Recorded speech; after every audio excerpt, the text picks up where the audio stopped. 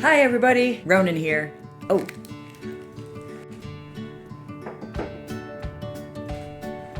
Can't forget Wadsworth. In the past week, this channel surpassed 100 subscribers.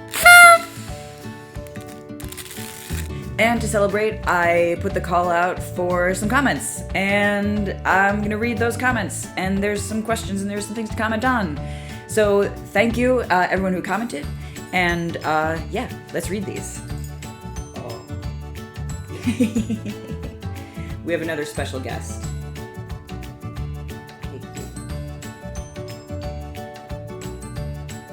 Hey, congrats on 100 subs. I love your music and videos, especially the LGBTQ plus ones. It's nice to meet another Doctor Who fan in the community, smiley face. Cool. Thank you so much.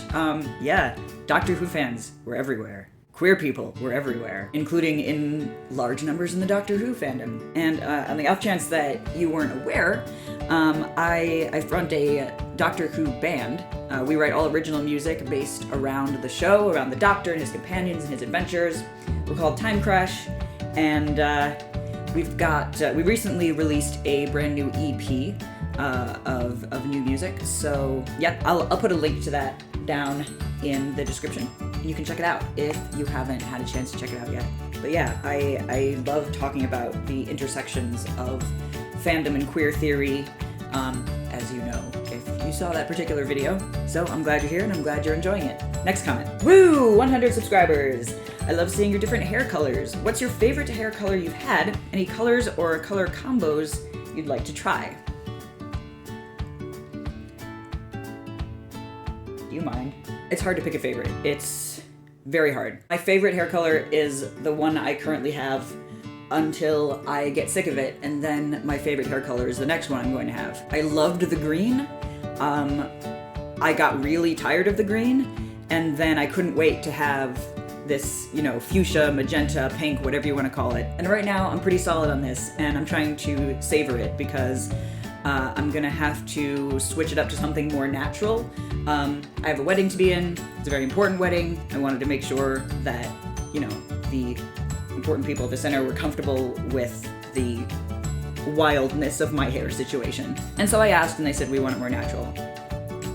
Fine. But I might go back to pink as soon as I can. Or, I don't know. I don't know what's coming next. Colors or color combos I'd like to try.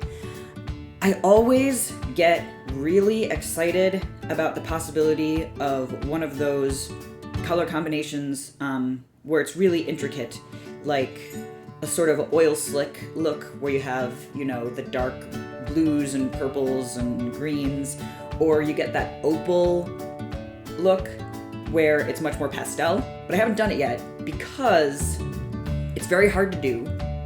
I would want to go to a professional, specifically because I'm looking for something very particular and I want to make sure that they got it absolutely right. And I know from my experience trying to dye my hair gray about a year ago, if you want a very specific color, you should go to a professional.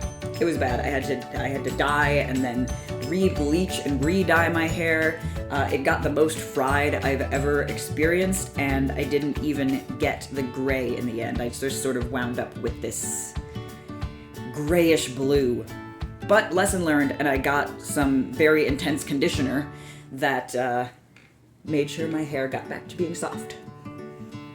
So I'd love to do one of those sort of really wild, not quite rainbow, but oil slick or opal or nebula color combinations. But the time it takes and the professionalism and the money it would cost, so far, getting in the way of that. Congratulations on your first milestone. Been following you since the Joko days. No request except to just keep up what you are doing. Smiley face.